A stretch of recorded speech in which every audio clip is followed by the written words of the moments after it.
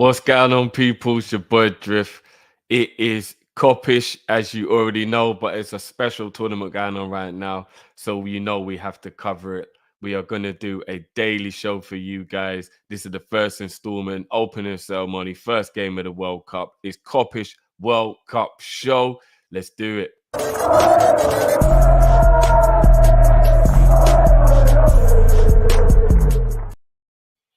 Big up, big up, big up, everyone, each and every time. Make sure you smash that like button on the way in, subscribe if you're new, and welcome all. So this is the show we're gonna do for you guys every day, at some point at the end of every evening when all the games have been played. So we hope you enjoy it.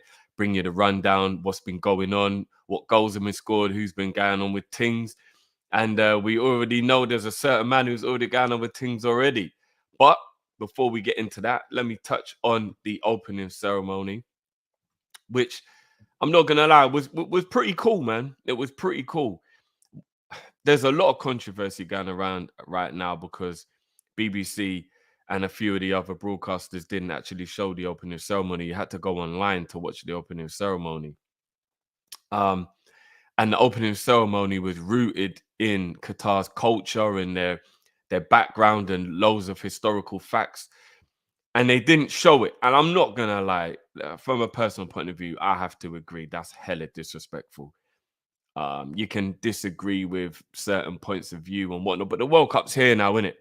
And what you need to remember is, regardless of what have you, regardless of how you think it came about and whatever, it's supposed to be a celebration, and there's still people moaning and complaining and saying certain things, and like the uproar of the non-alcohol and all these kind of things. And I'm gonna keep it a buck, people. You can't go to somebody else's country and tell them what to do and tell them how they should act, even if you don't agree, even if you morally think it's wrong. You cannot go to somebody else's country and tell them how to act and how they should be. Because I tell you what, as an English person, I've seen firsthand English people are one of the first people, if somebody comes to England, to say, don't come to my country and tell me what I should do and what I should say and how I should be. Do you know what I mean? So the hypocrisy is a mad thing. Like, if I'm being completely honest with you, you have to have respect for other people's cultures and other people's ways and other people's religions, especially religions. So the alcohol thing and all this kind of stuff, guys, whether you agree or disagree with their ways, you are in their country.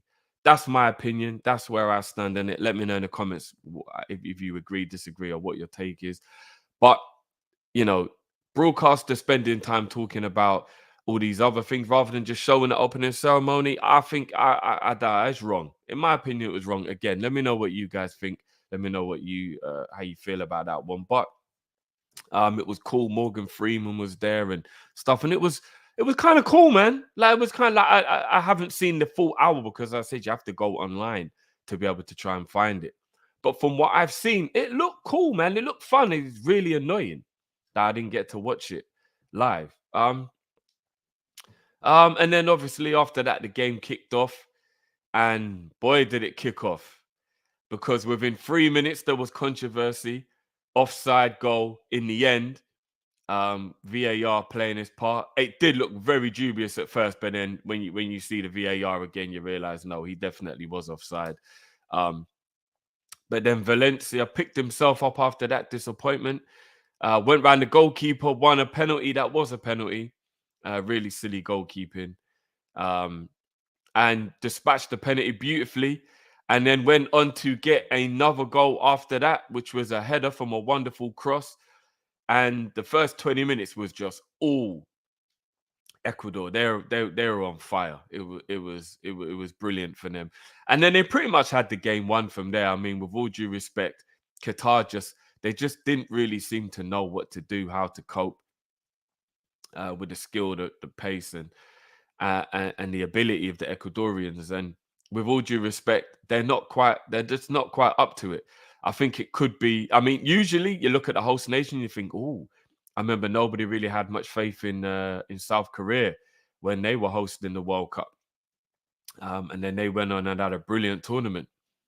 But they also had some very talented players in their team. And I just don't quite think the Qatari team are up for it just yet, which is a shame, because A World Cup without a host nation doing well might suffer, but it is what it is, man. It's their first World Cup. It's the first time the World Cup's been held in an Arab country. So big up to them for that, regardless of whatever. It's a moment of history. And yeah, another moment of history. They're the first host nation to lose, if I'm not mistaken, on the opening game. So yeah. It's not looking good for Qatar. It's not looking good. Striker looked very isolated. But again, Ecuador are a good team. And this is going to be a very tough group. It's going to be a very tough group. If you, without being disrespectful, if you think about the fact that the possibility is that Qatar will get a loss against all three nations. I mean, we yet to see what Senegal will look like without Mane, but they're still an absolutely brilliant team anyway. It could be literally the draws or the wins between the top three in the group. Who goes through? It's going to be a very tight group. So one of the tightest groups to call. And really looking forward to seeing how this group plays out. So yeah, man, Ecuador off to a brilliant 2-0 victory, and they top the group now. And now it is over to Senegal and Holland to see who can go on and try and get some points on the board and join them and see how this group shapes up nicely. So I enjoyed it, people. I hope you enjoyed this show. Let me know in the comments if you agree, disagree, or anything you want to talk about to do with the opening day and the whole situation around the opening ceremony. And yeah, we will be back tomorrow with our normal show, as always, Monday night show, people. But we'll also be back tomorrow with the World Cup, with the Kop-Ish World Cup show. So make sure you tune in each and every evening to Kop-Ish to find out how we round up how the games have gone, what we're feeling about the games, and how everything keeps pushing through this wonderful tournament that is the World Cup.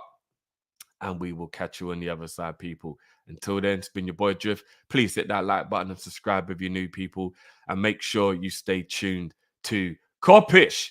I'm out, peeps.